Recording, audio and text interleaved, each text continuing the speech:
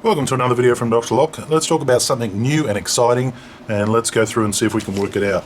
So I haven't actually done any sort of formal research on this product because it should be the same as all the other locks that I've used, or if not, it'll be similar.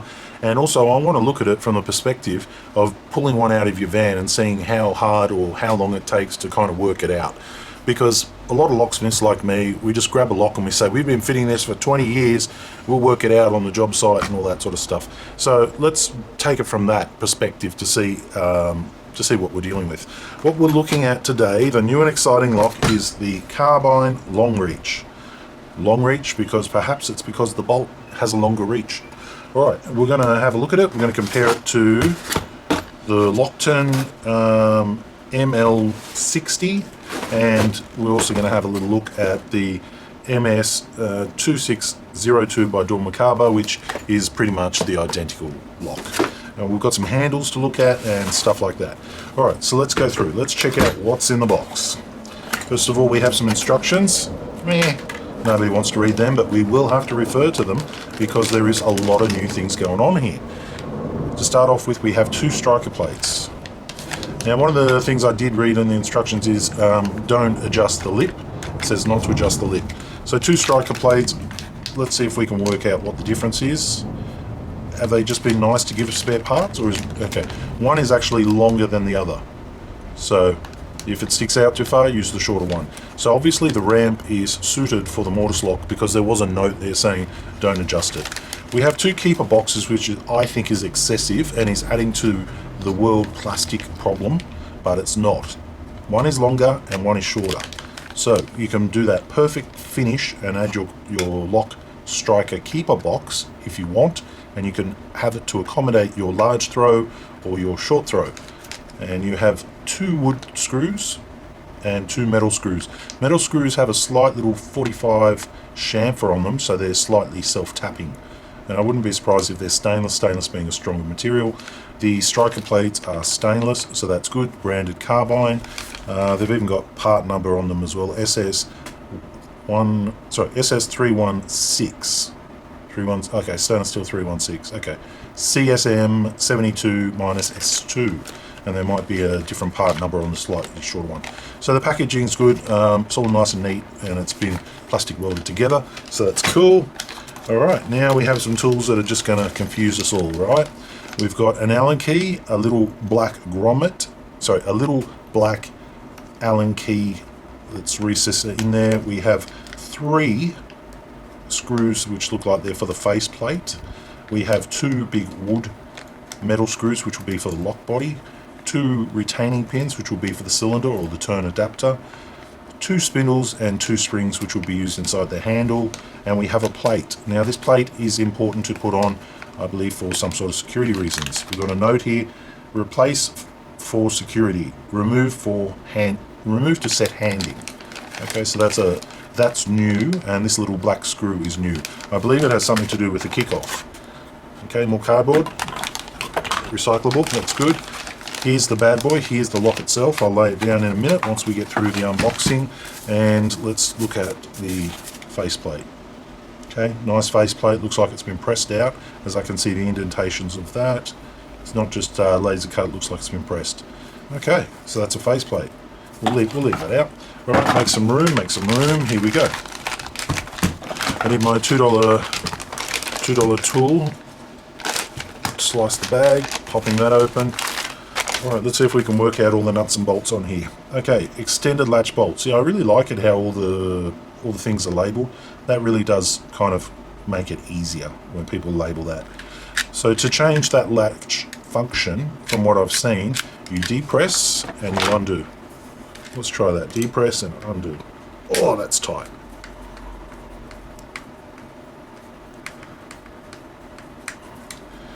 Okay. Now I can lift up this plate for the first time, and I put it in this position here, in the vertical position. So we're going from 6 o'clock to 12 o'clock. We'll put the screw back in there, holding the latch in. It's got a little bit of Loctite on the screw, which is good. Okay. Dead latching is achieved. Alright, you might actually have to put this in the lock position to actually do this. We will find out. Let's have a look at our latch throw now. My $2 ruler from Temu. Alright, so faceplate on. We're just going to check the projection. I guess this is important because on some certain circumstances you would want more projection from the lock bolt. Okay, so we've got 15mm there of projection. So as far as we go, 15. Oh, we've got a bit less now. Alright, we're about 14, 13 to 14. Okay, now let's go back and let's swap that back and see what we got. Then let's compare it to the other one and see what the difference is. I'm not sure if I had to put this in the locked position to do this, but I will find out the hard way.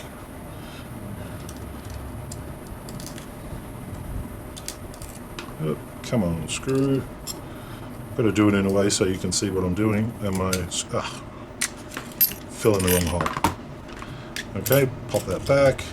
Let's do this properly. Put the screw on there, give it a little turn. That's in there good. Start to tighten. Okay, tightening, tightening, tightening. Okay, we should be at the shorter one. Drop our faceplate back on. Okay, so in normal rest position, we are at 13mm. In locked position, we are at 20mm. So have I just done this completely wrong?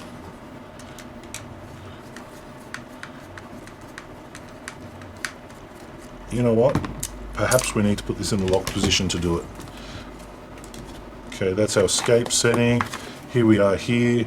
Tighten the screw by hand. Ensure the latch bolt fires out by 15mm. Okay. Set the extended. Okay. So are we talking about how much it actually projects when it locks? That's the question. This has to be in. I'm not going to do the screw. I'm just going to pop it in there and measure it. All right. Standard. Okay, that's standard, and this is extended. So if I go like that, put my faceplate on. Just do this a quick way because this is not mission critical, this step. Okay, so we've got 15mm projection. Alright, that's as far as it goes in the locking position. Let's flip that around. And let's go for extended. I'll hold that into position. Fire the bolt. 20. Okay, so by changing this you get what looks to be an extra 5mm. If I'm wrong, correct me in the comments. But you get about an extra 5mm. Now, is this different? Yes, it is different. It means that this lock will penetrate its latch more than the Dawn Macabre, which is this one here. And you know what, to be honest with you, this is the exact same as the Lockton one. So pretty much when that's like that, and the faceplate is on it, we are getting, in the locked position, approx 14mm. Okay. All right. Now let's look at some of the other things. Handing of this lock. Did they give us a little screwdriver? No. But in a Lockton one, you do get a little screwdriver. See, you do get a little screwdriver. All right. So let's just be clear. We've unboxed that. What do you get here? You get one lock keeper, two lock cylinder retaining pins or insert cam retainers, two spindles, two springs, two body fitting screws, two striker plates, one with a short lip, one with a long lip, two wood screws again, and two faceplate screws, one faceplate. You get your lock, some instructions, and as we know with this lock here, because this is quite standard for a lot of locksmiths, the way that these locks work is you've got your handing on this, your lock, set your lock, yeah, it's your handing. You can select which side you want locked. Is this going to be the lock side, or is that going to be the lock side, or are they both going to be the lock side? When you look at the Dawn Macabre, you're pretty much talking the exact same thing. You spin this around, say which side is locked, this side or that side locked, and this side or that side locked, and on here This side unlocked, so it says it both, and you can set it from both sides. That's all it is. Kick-off function. I believe one of these was a kick-off function. Push for no kick-off function. So this has a kick-off function. Kick-off is where you slam the door and the lock unlocks itself, preventing you from locking yourself out. Push for kick-off function. Okay, so this lock has it as well. They both have kick-off function. All right, back over to here. Let's have a look at the kick-off function here because it is different. We actually need to add a screw. So going back to our instructions here, setting the latch length, we've done that. We've got our mortise jig here, which is similar to the other locks. That's all fairly standard.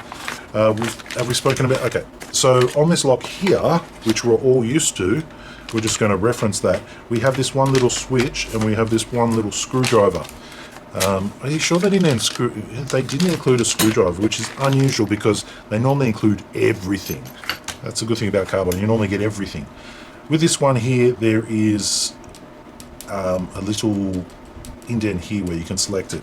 And what I noticed was it's a bit like a peace sign. So bottom position is disabled. So you have to put this in. The anti-lockout must not be enabled when this configuration is used. Okay,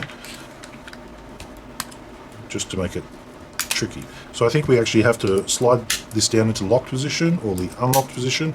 Okay, then we've got like a little slot there, you could say, for the screwdriver. Here it's indicated as a little peace sign. So when you're looking at the peace sign and it looks normal, a stroke with two legs coming out either side, both sides are disabled. Now if you want to enable the left side, I'm not sure how you tell which is left or right, but let's find out. You turn the peace side to the right. So let's do that. And it's got enabled and disabled there. I can't turn it clockwise, so I'm going to turn it anti-clockwise. And I can't define where the little peace sign is. I can only see a little slot. So I'm going to turn it 180 because I can only turn it 180. Okay, so this is kind of different from here, but we're working it out, aren't we? Okay, so where's the spindle driver? Will this work? No, of course it won't. Where's the T-handle? Here's a T-handle. Alright, so I've rotated this down and I can rotate it up. So out of standard, why didn't I get a proper spindle? Out of standard, it's moving.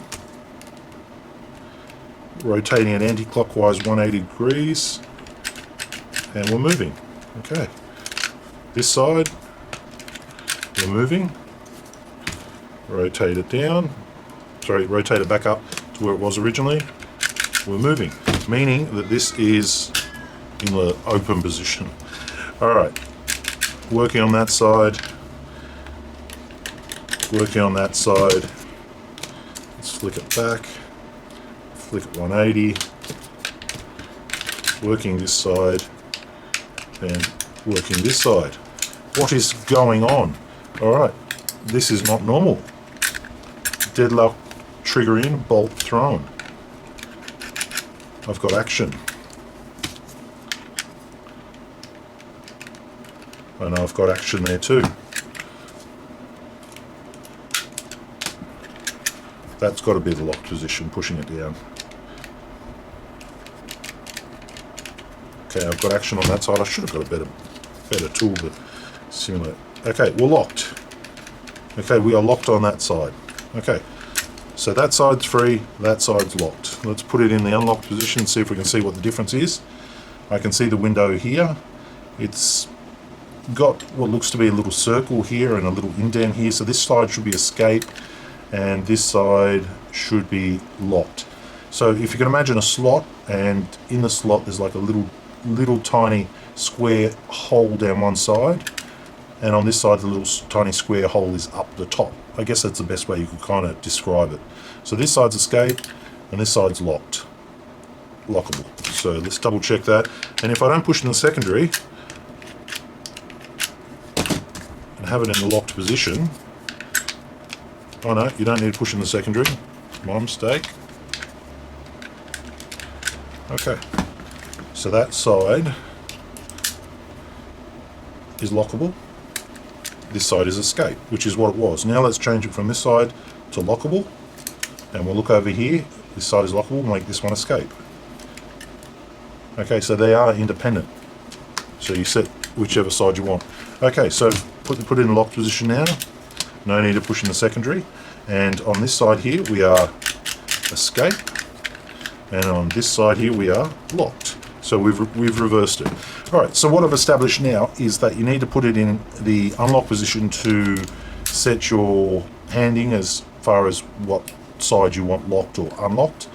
And I guess you could have both on escape, which is not locked on either side, or you could have both lockable, or one side lockable, one side escape. To move it into locked position, it's just like any other mortise lock. I'm just flicking it down, flicking it up, and you don't need this. You don't need to push in the secondary to activate the locking part. All right, so with the in the unlocked position, I guess it is. You can see here, fit screw for anti-lockout. So let's simulate and test that, because nursing homes and places like that, shopping centres, you know, some places they want the kickoff. Schools, I guess, you know, wherever. So there's our little black grub screw or machining screw. As you can see it there. We're going to whack him in, and we're going to test that kickoff function. Okay. See how that works. Okay, grub screw in. So this side is lockable. Okay, we're going to flick it to the locked position. All right, well, before we get going, how do you change it from this way to this way? What you do is you just grab the bolt, rotate it, and it locks around. Okay, so back again. Now, rotating the latch. If you're on a door and it's going the wrong way, you simply just grab it. Actually, let's pop it out as much as we can. Grab it and rotate it. Here we go. So I've rotated it 180 degrees. For your door macabre or locked and lock, identical. You just rotate it. Same as your Lockwood 3582. Exactly the same. Now, going back to kickoff function. Let's put this in the locked position. Where's my little test screwdriver? Locked position. All right, and now the... Actually, hang on a second. Look at this one. Look at this one. Side by side. The secondary latch. So we're going to have to rotate that one too. That's unusual.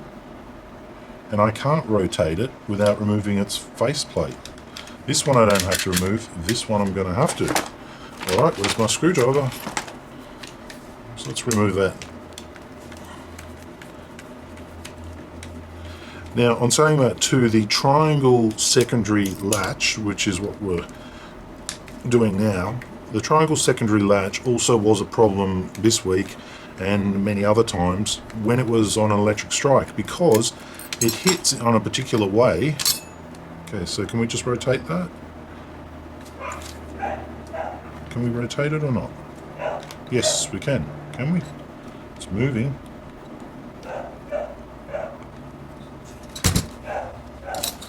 What's going on here? Okay. You can, but it's very stubborn. Might need pliers to rotate that. Okay, so you can just simply rotate it. Let's put this back so it's got some sort of guidance in its life. There we go. Yeah, getting back to it. The Dormer and Lockton, I've had troubles with the 3582. Not so much the 72 because it's not used with an electric strike that much, but with the 3582, the triangle has cost me time, and also it makes a loud noise when it hits the electric strike because it's the wrong angle for the strike, so to speak. So what I mean by that is when it, this hits this plate here, that's fine, and because this has a nice big ramp, it's possibly going to be a lot quieter and smoother and better action, as where this one here has a triangle. So you can imagine when this hits a flat surface, you're going to get a loud bang, and that's not very good. It does have this ramp, but it's not, you know, as nice as this big ramp here. So I would be saying this is superior, but yet more tedious to rotate. You've got to look at it this way. Okay, so looking at it this way also, I'm noticing the secondary is at the top, not on the bottom. Interesting. Top. And I'm looking at a little bit of an elongated hole there, which is interesting as well. The retaining pins on them, I wonder if you could get away with mixing and matching what you got in your truck.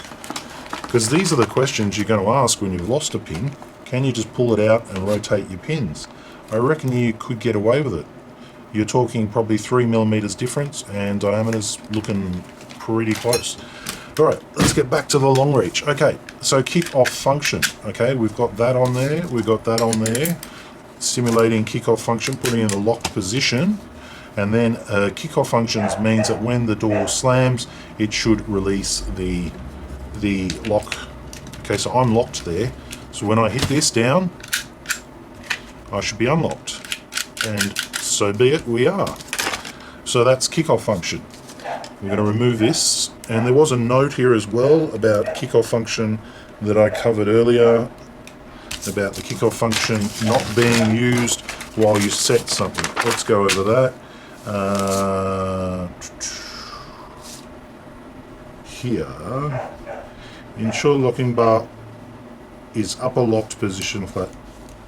Rotating the cams. Okay, well there's something here about it.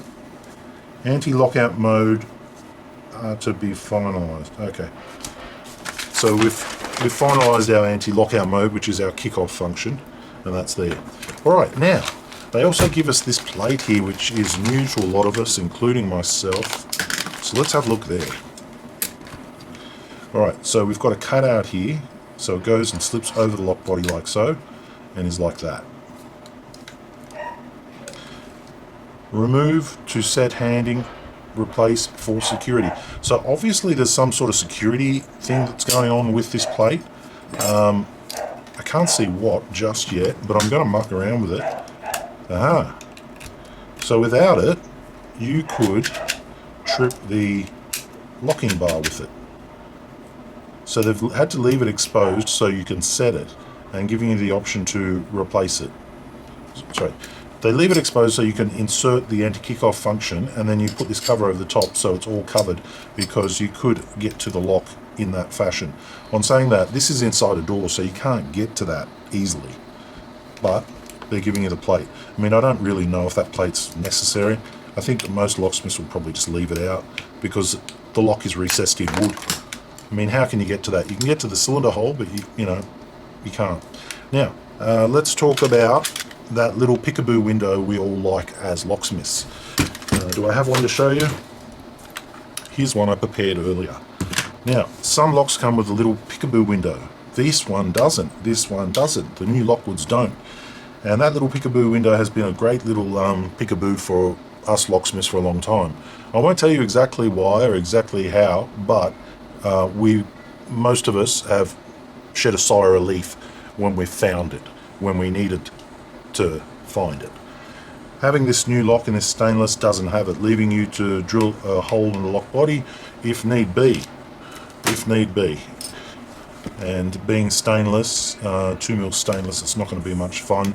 But I'm saying that the Lockton's in the same position. I think a lot of locks are now going into that position. All right, looking at the mechanism, we have a mechanism here to pull the latch back. If you can see that, you can see that from there. And moving the locking bar up and down doesn't look too sophisticated. So we're all good there. We've covered most of the main points. Biggest thing is that it projects even further for more penetration into the striker. It's got nicer strikers which are perfectly ramped and that sort of stuff, which is cool. 2 boxes, a slight variation on changing the handing on the secondary latch. We've got the anti-lockout function, which is slightly different. This one here, let's just reference this one up. So we would need to push something in here to activate that. So let's just give you a bit of an example. Push that down, and then we have something in there we push, like that. With this one we have to insert a screw, so slight difference there. Rotating the latch, we've done that. Peekaboo window, we've done that. That plate over the top, we now know what that's for. The handing we've done, and there's 2 separate, you do both sides. As with this lock here, I only need to kind of do one side. So I've got this side is locked, other side is locked, both sides are locked, but there's no both sides unlocked. But I guess you wouldn't be putting in a cylinder or whatever. You'd either have one or the other, or both. One or the other or both. And on this one, it's pretty much the well, you've got 4 options really, both on escape, or this side lockable, this side locked, or this side locked and this side lockable. Yeah, so you got 4. So it could be used as a passage if you wanted to. So if you got one lock and you're using it on a big installation, you could use this same lock on a passage if need be. Then again, that's not to say there's not more behind that extra switch, because their furniture is something that I've been told to check out. So let's do that.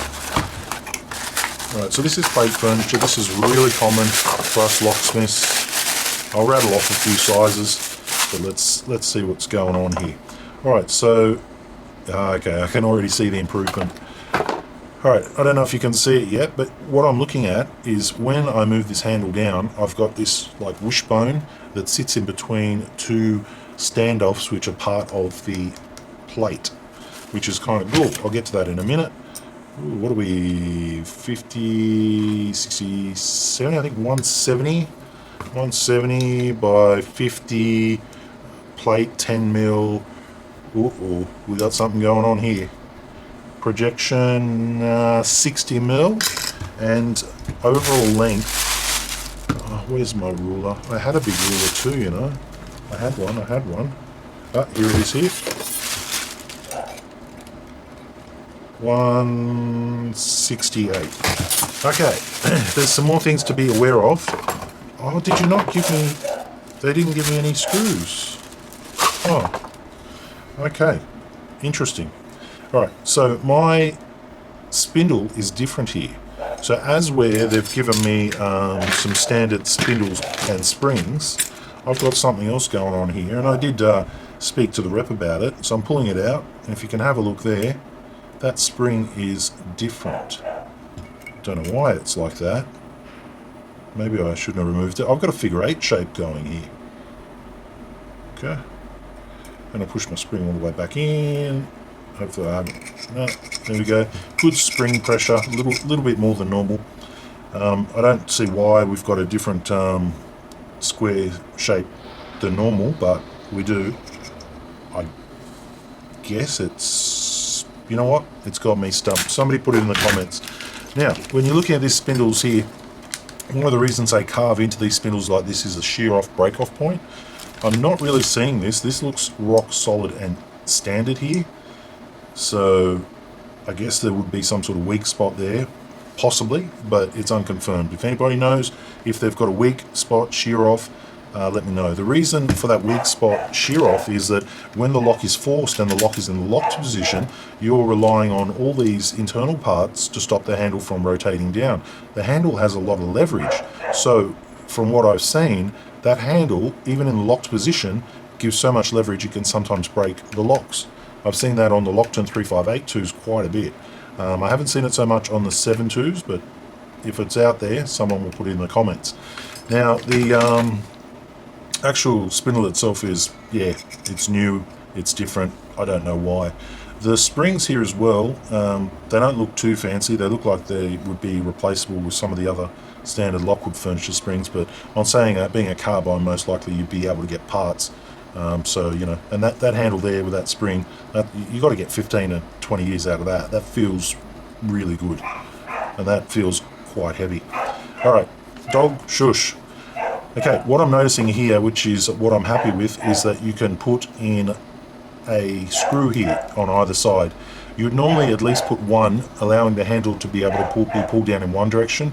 If you were to put 2, it will trap this, so it's a fixed handle, meaning that if you were using a cam on this lock here, which just pulls the latch back, you wouldn't need the handle to be levering and going down. And a lot of units, they do have that, or a lot of foyer doors, they do have that, where the key retracts the latch only, and the handle is simply to pull and push the door with. If that was being the case and you're using 2 screws here, you could simply pull your whole spindle out and not connect the handle to the lock, because there'd be no need from the outside. For the inside, there would be a need, but from the outside, you wouldn't need that in there. That's actually an internal handle, if you can see that. Not a bad finish. Alright, so that's a handle. We have to look at this one here, because, they did include a screw. See? It's unlike Carbine to not include shit. That's got to be the screw. Normally you get the screws for the external with the external plate, I think. Okay, so 2 screws, 2 little grub screws to go into that handle. See, they do include them. It's just I unboxed it badly. Okay, external handle. Okay, let's put the instructions back there. Actually, you know what? The instructions would be the same. So it's telling you on how to hand a handle, and it's pretty much pull it down, whack a screw in it.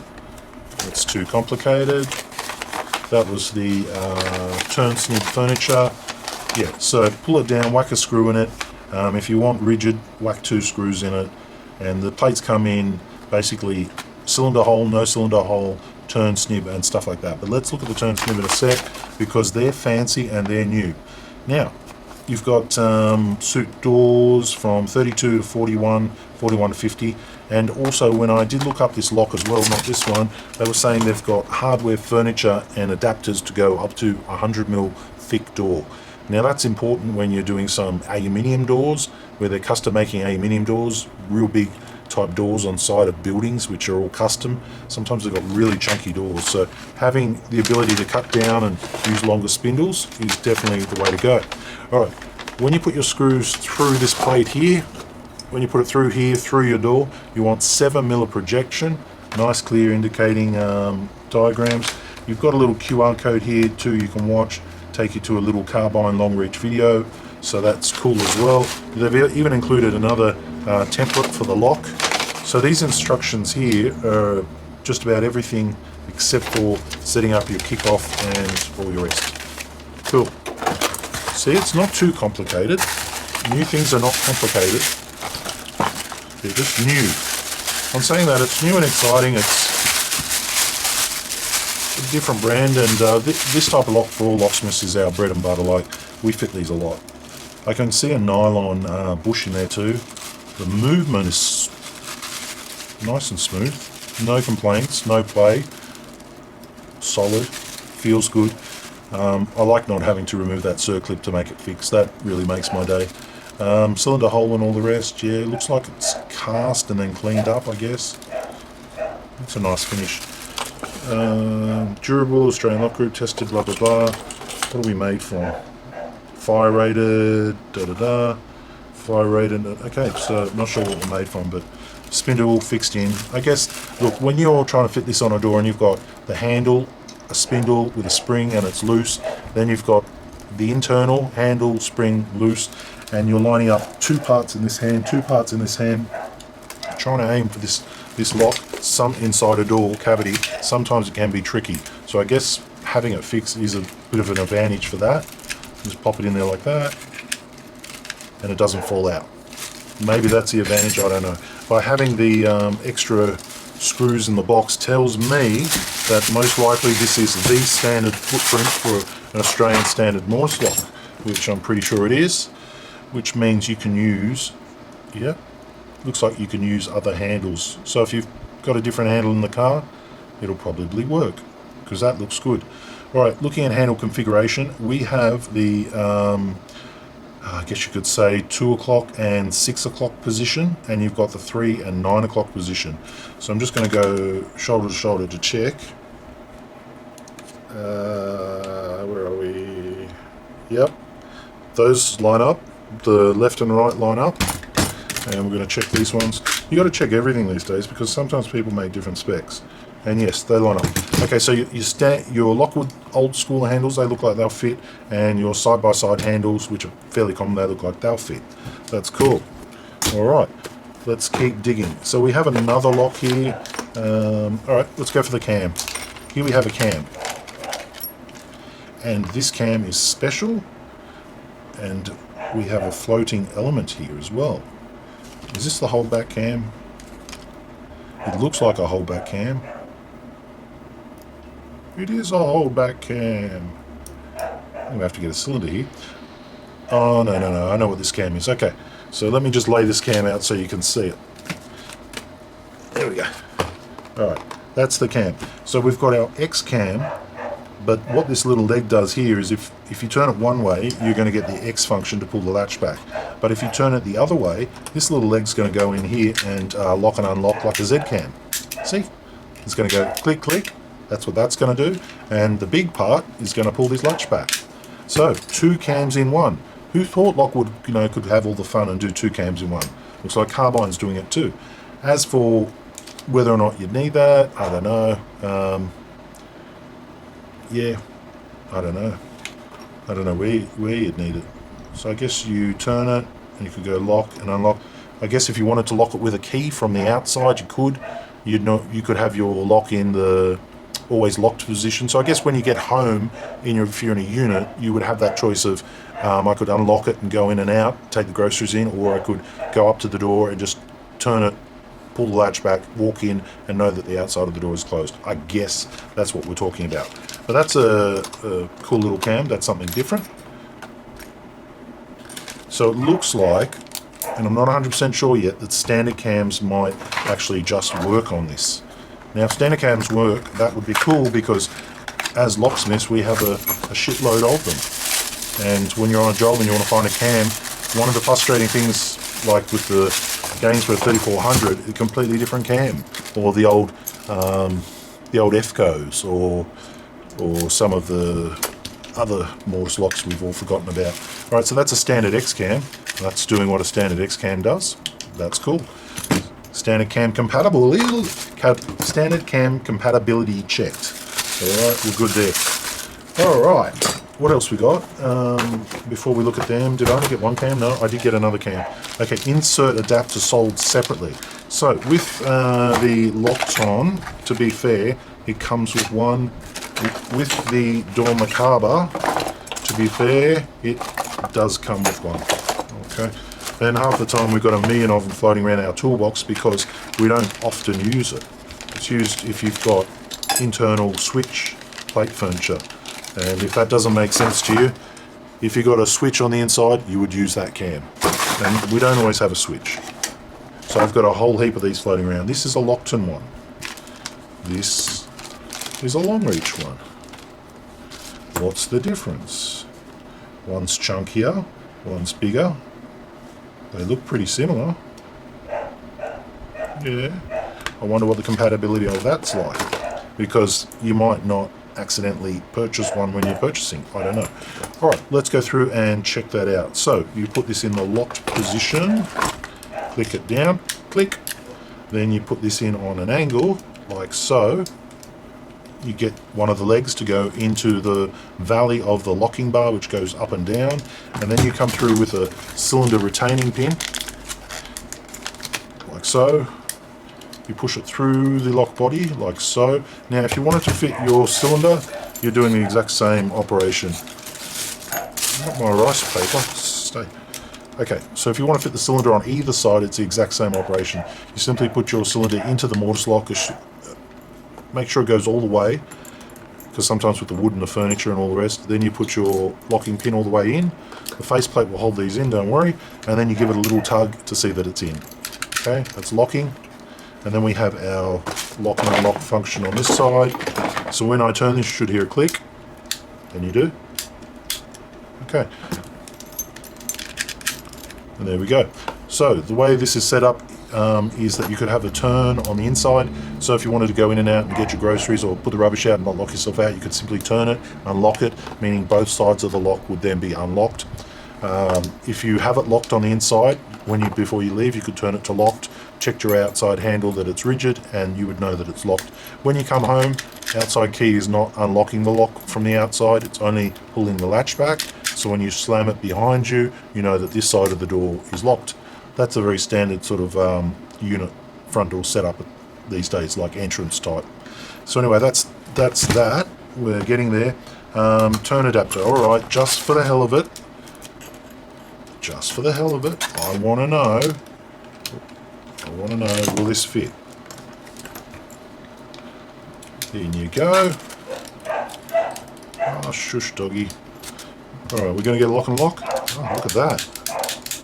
So, if you've messed up and you haven't bought any cam adapters and you've got a whole heap of Lockton or Dormacarba ones sitting in your car, there's a good chance you might get away with just using one of them, which is okay. I mean, it looks okay. Actually, let's check something, because I'm looking at the locking and unlocking bar, and it looks as if it looks as if there's, how do you say, it's in there, but it looks like there's a gap on this side and a gap on that side. And our original turn snib adapter was a lot fatter. Alright, yeah. No, it looks like a pass. It's in the middle of the lock and unlocking bar, and there's no chance of it getting around the corner or sliding out of position. Okay, cool. So we've looked at handles, we looked at cylinders, insert cam we've looked at, holdback cam now. Okay, is that the snow? There is a holdback cam. I don't know if I got one, but there is a holdback cam. Pretty much you put your latch in, you turn your cylinder, and you pull your key out. It's going to hold your latch back. Very good for commercial premises where shops, places, cafes, restaurants where you want to keep that lock unlocked during the day, and then you simply push the latch in, you turn your key around, it'll allow your latch to pop back out. So same cylinder to pull your latch back can also be used. You simply push it in, then you pull it back like that, and it stays in. That's what a holdback cam does, and I'm pretty sure they've got their own version of that, but I cannot see it here. It might be here, it might not be. Okay, that's a cylinder. Oh, keep in mind that these handles here do come with the turn adapters, and I believe they have a passage and privacy one that has a real nice indicator in it, and I don't know why I don't have one, but they do have one that has a real nice indicator mechanism, if you can see it here. And looking at that lever handle, I wouldn't be surprised if it's disabled compliant. So you can see a small snib, you can see a big lever, you can see the big mechanism in there, because I was told they spent a lot of work on developing that. And also the red and green, it's not 50-50, it's solid red, solid green, as where some other ones, you know, you're not quite getting 100% of the red or green color. So that was an improvement, but anyway. Okay, oh actually, hang on. What are these, what's in these little boxes? Okay, nicely packaged. I can't shoot that dog. I can't poison it, that'll be nasty. We're just gonna have to listen to it. Right, so there's our escutcheon. So what I'm noticing now is it's actually a bolt through escutcheon. It does have the little Allen key on the bottom. I'm not sure if we've got an Allen key included, but let's go back to our lock now because it looks like a bolt through and we need to check the configuration. Being a bolt through means it's even stronger. Yeah, it is. Okay, so it is a bolt through, you can bolt straight through. What does this mean for locksmiths? Well, for locksmiths, without going into too much detail, our peekaboo window is not there and our escutcheons now are non-removable. I don't know what to say. Great. When you come and get across Bylock or something, it'll be, you know, great. But I'm saying that it's a much stronger design when you can't remove it, and when there's no window in there, and the extra grub screw on the bottom is going to mean you're not going to, you know, get any movement going there. That's two methods of attaching. And if you wanted to use this escutcheon just on your standard mortise lock and you're running out of escutcheons and you want to pull one out of the car, you can. You can use it the old-fashioned way with a screw. So I guess that's pretty cool. It's not just for this lock. You could use that escutcheon elsewhere. All right, what do we got? Okay, we have an Allen key, which is very nice of them. See, I knew they don't forget to include stuff. Okay. They do include everything. There's only one little thing they didn't include, and that's my little lucky screwdriver. I had to get that from the Lockton. Okay, Allen key. They get lost a lot, so it's good to have one when you need one. A little 3mm screws. Are they 3mm? I've got verniers. 0, 3mm. Ooh, 3.7. 3.2. Okay, that's our screws. That's that. That's cool. Just get that off the bench. I'm running out of room here. All right, what do we got here? Well, all these part numbers too. They'll be on our website, our lock shop, eventually when I get time to list them all. But yeah, they'll all be in the same section, so you'll be able to kind of find them all under the Carbine Longreach. Alright, so what I was talking about with their mechanism, basically this is the standalone mechanism, as where you can actually get it in a plate version, basically. That's what we've got going on. Okay, so we've got a big huge lever, and just to check if we're complying, that lever is from center, well the whole thing is about 65mm. So that's a 65mm lever, nice red indicator, back to 0, red indicator. I don't know if I'd have that on the outside of a toilet. I'd prefer something a little bit more, you got to open it deliberately, but having that on the inside, absolutely, yeah, double-handed. No need to hand that, just put it in. Now, that is compatible with our scutcheon. So if I bring him back, that is compatible with that. Right, so that screws on with the screws straight through, which is a much more secure way of installing them. A lot of locks and a lot of locksmiths know this, when they're fitting these, generally they're held on with little tiny screws that come through here and penetrate into the wood no more than 5 to 7 mils. And that is what holds this whole turn snib adapter on. So that means that when rough people come into the public toilet or government toilet or whatever, and they're rough like this, those two little screws are the only thing kind of holding it to the door. So by having it bolt through, you can take a far greater amount of abuse than what it would be if it was just using little tiny screws. So I have to agree with the bolt through method, absolutely. Also, if you didn't have the bolt-through method and you only have those little tiny screws, it would mean you'd probably have to go to plate furniture, which utilises this top and bottom bolt-through method onto the front plate. You've got your front plate, your back plate, they squeeze together. It's like a nut and a bolt. You know, you've got the bolt going through and the nut is on the plate, so they squeeze together, so it's bolt through. So if you only, like if you're using one of the other ones that just screw on with little tiny screws, this bolt-on method is far superior. And if you had no, well, if you didn't want to do this way, you'd go with a plate where this is fixed in there, you know. Either way, you're getting a bolt-through method, which is cool. Pop that in there, get rid of that, and we have to do a complete unboxing so we know what's included. Okay, here we go. 2 different sizes, I'm guessing, and I did read those sizes before. I think it was 35 to 45 or something like that, and 45 or something. You have a little spring. Little spring goes on the tip of this. Drop it there. It goes on the tip of that, pushing it outwards. So there's your thing there. Spring in, turn snib adapter in. That connects to your turn snib adapter, like so. Now, one of the things I'm noticing is here is that you're not having to cut it. Like that's spring loaded, that's good.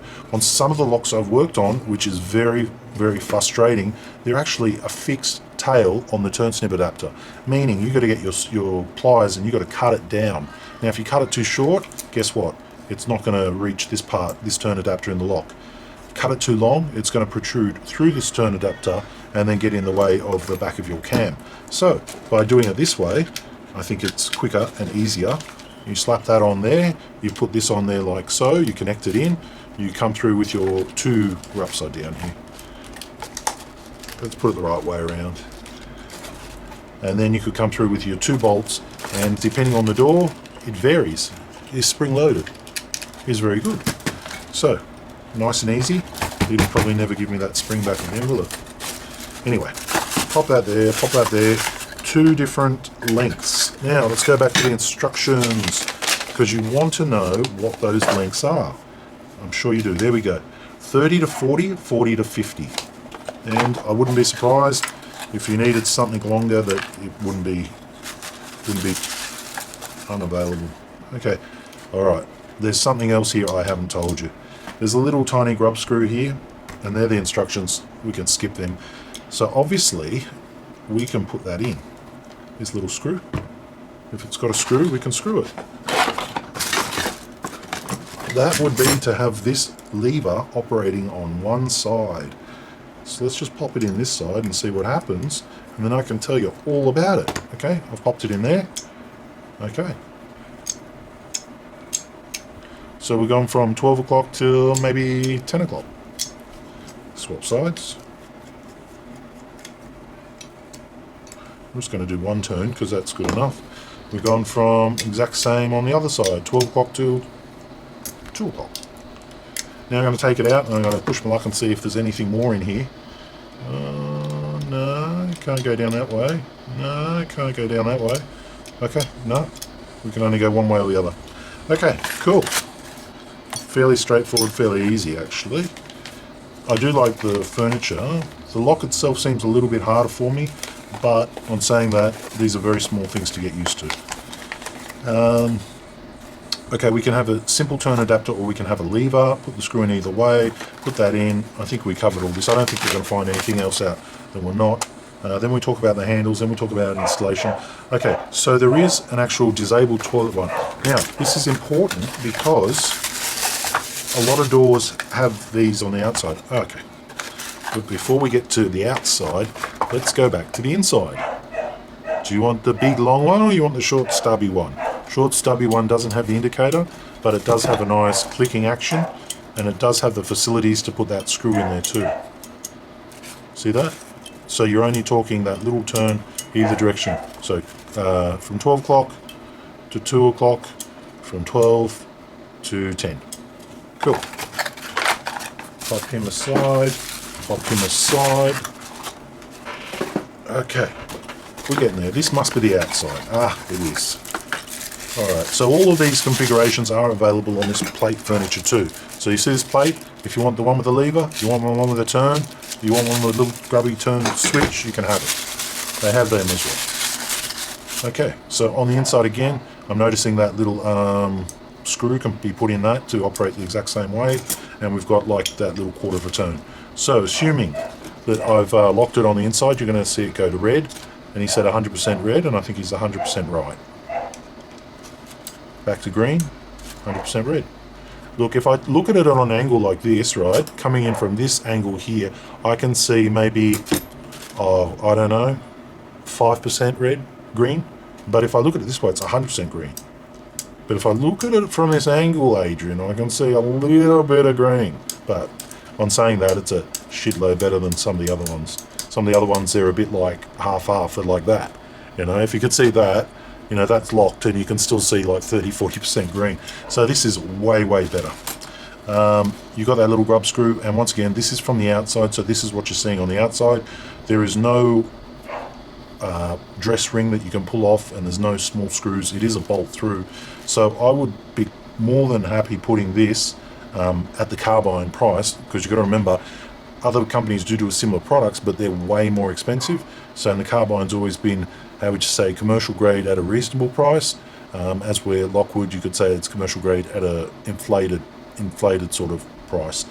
And some of the other ones have been inflated too. When you're ordering accessories, they can be way more expensive than what you'd expect. Like you buy a handle for, let's say, $100, and you pay like $200 for a little dress ring or escutcheon on some of the brands. That's why I like Carbine. Everything's stock standard, prices are right, and all suited to match. So we don't need to pull apart any of that. Our screw holes, we put that screw in there, and once again, we should be dealing with the tailpiece. Now, I'm not seeing a spring in there, which is a little bit disappointing. It's about as disappointing as that dog. It's continually barking. Okay, so what do we got here?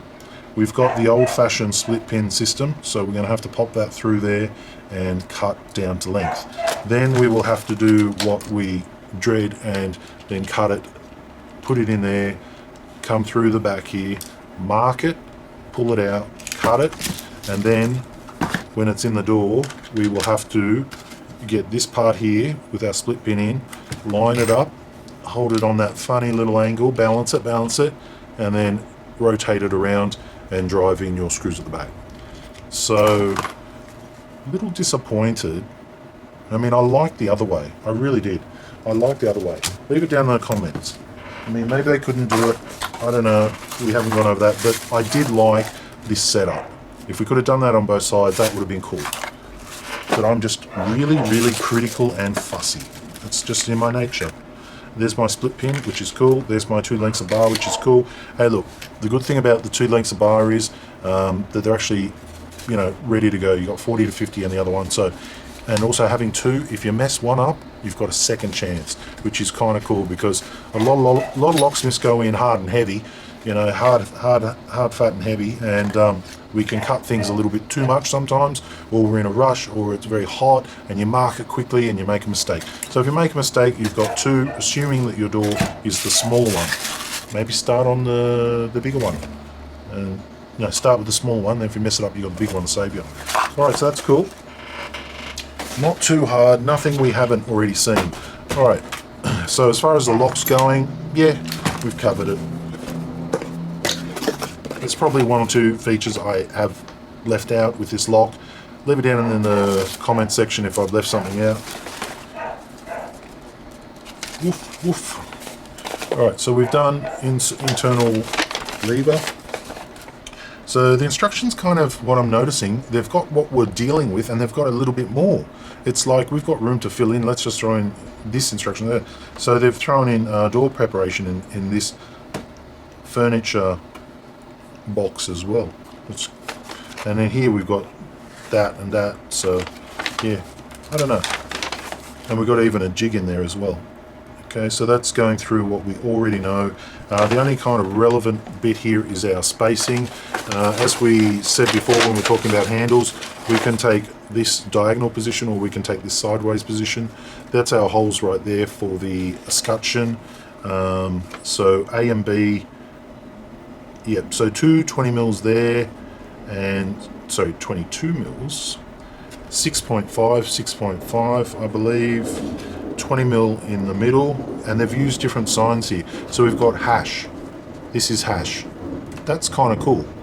Hash means hash, and that's 6.5. At symbol, which is the at symbol here, which is a 20 mil. That's cool. And then you've got that beta symbol. Where's beta? Oh, that's the main gut one. And then you've got the dollar sign, which is here, which is your spindle hole, 20 mil. And then you've got the divided sign over here, 6.5, 6.5, and you've got the percentage sign here, which is 2 holes at 10 mil. So nice little use of different characters of the keyboard for easy instructions. And to be honest with you, these instructions are fairly friendly. They're really friendly. Somebody spent a lot of time on doing them, and they're not as complicated. Like some, I've received books on stuff like, I've got a remote control for the air conditioning. The book is 15 mil thick, and it's like a guide that's thicker than the user manual of a car. Like, it was ridiculous. But this, yeah. And you've also got multiple jigs in there for the lock installation. So if you mess one up, you've got multiples. Okay, handles. Okay, we will compare apples with apples. Don't worry. Okay, so that's a nice handle. Once again, we've got that nylon bush in there. The finish is awesome. Nice machine finish, feels solid. The weight is in there as well. So you can have fixed handle. You can put 2 screws in there. And it's a diagonal handle. You put your screw in there depending on what side you want to hand it on. And it looks like these are diagonal, because my rest position is here. And if I look over here, I'm diagonal. So they've gone for the diagonal. And you know what? That's a really smart move from Carbine, because the Lockwood handles that originally have this diagonal thing are like twice the price of regular handles. I've had to purchase some previously for a job, and they cost me way more. And also what I'm noticing too is the distance of the footprint here is a lot larger than what it normally is. We're at about 65, a projection of maybe 55 to 60. Overall length of this lever, 120. Setback from the door, yeah, we did that. And curb around here, I guess I can measure from here, 25 mil on and 40 mil. Okay, we've gone for that non-removable spindle again, which is interesting. I don't know why they did that. Maybe it's because they need to come up with a new design to make it a newer handle, but interesting. Right, can you use these handles on this type of lock? Go that way, and yes you can.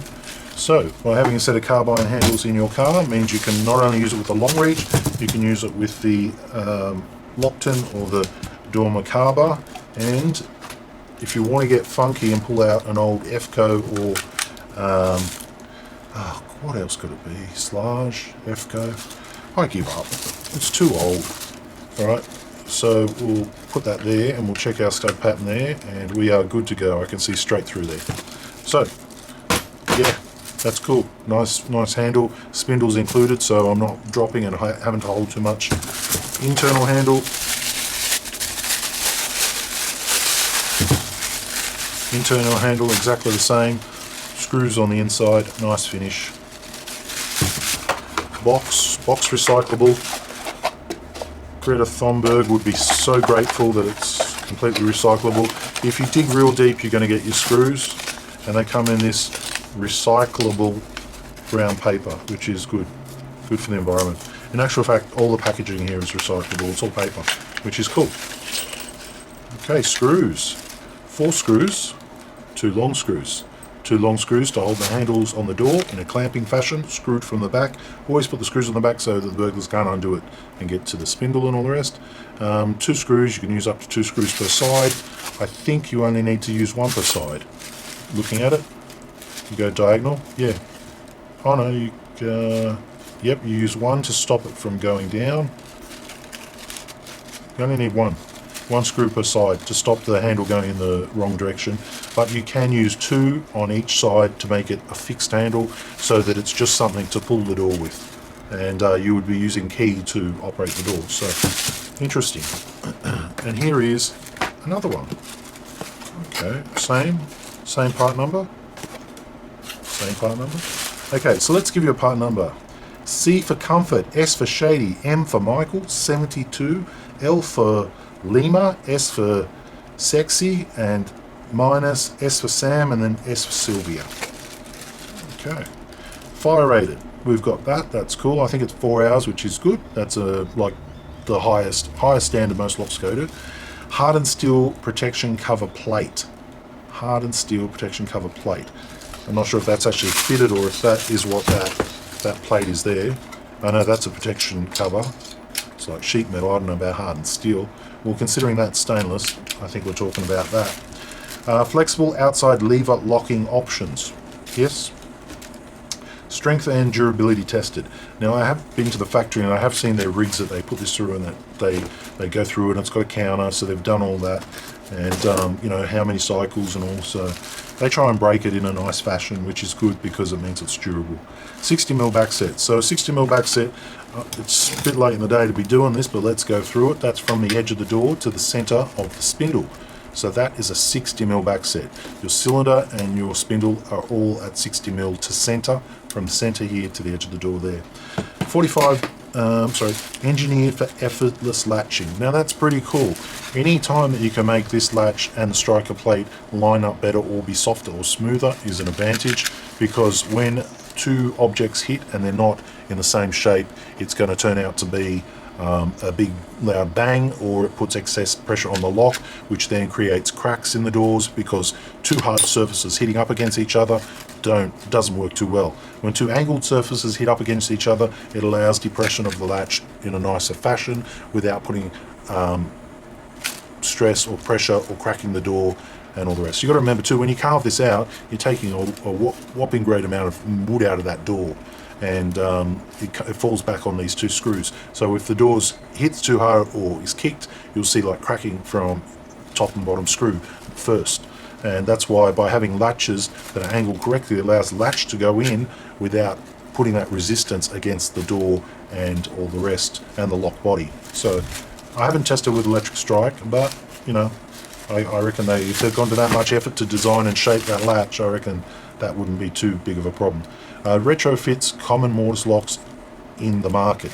Well, it retrofits any common standard lock of this caliber or this size. You know, they're all the same size. So apart from the European mortise locks, which are twice as big, or the Gainsboroughs, doesn't do that one. Okay. Are we missing anything? Leave it down in the comments. Carbine.com.au/fire rating if you wish to get a fire rating certificate. If you wish to purchase any of this hardware, we will be listing it on our lock shop. It will just take us a little bit of time because we have to get all the information, put it there, some nice pretty pictures, and list it on our lock shop for you to purchase it. I think we've covered everything. It's going to take me a little while to get it all back in the packaging. But yeah, that's the Carbine Longreach. And it's definitely got some improvements and some new stuff that we haven't seen.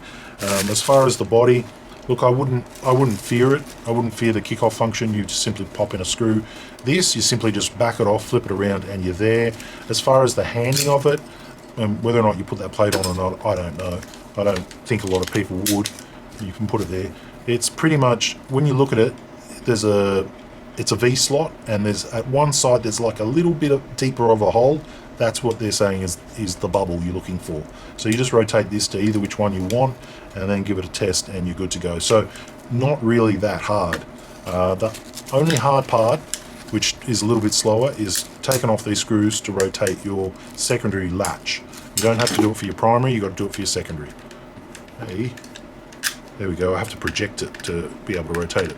But on saying that, you've only got to rotate it 50% of the time. Plus, on top of that, we are benefiting from the extra angled ramp and smoothness of latching. So I guess it's a win-win. Okay, a little bit of criticism, all right? You know, because I've got heaps of it, and it's on tap. All right, when I buy a kit from Lockton, I get a kit like this. Okay, it comes in a kit. I put this under my arm, and I put this under my other arm, and a screwdriver, and I go and I fit it. All right, it's nice, it's neat. There you go.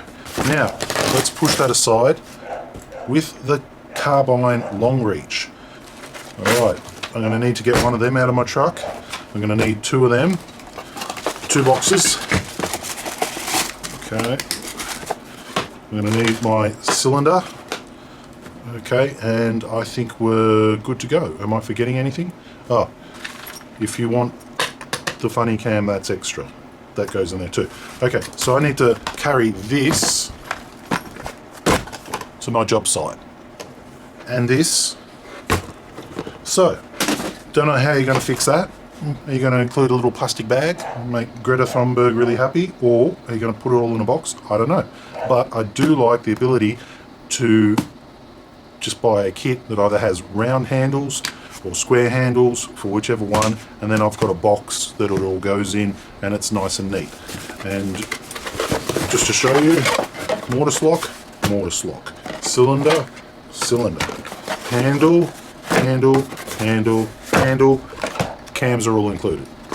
Apart from that little bit of functionality, that's about all I've got to say. You know, that's the only bit of criticism I would say. There's always something I forget. Okay, this is a handle for a standard mortise lock for the Lockton brand. This is the Carbine handle. Take one out again. Okay, so you can see that it does have the bolt through configuration, or you could use the 2 little screws. Great, but that's not what I'm showing you. Also, you've got this round ring that spins off. Very common type of handles. That's how you get to the screws.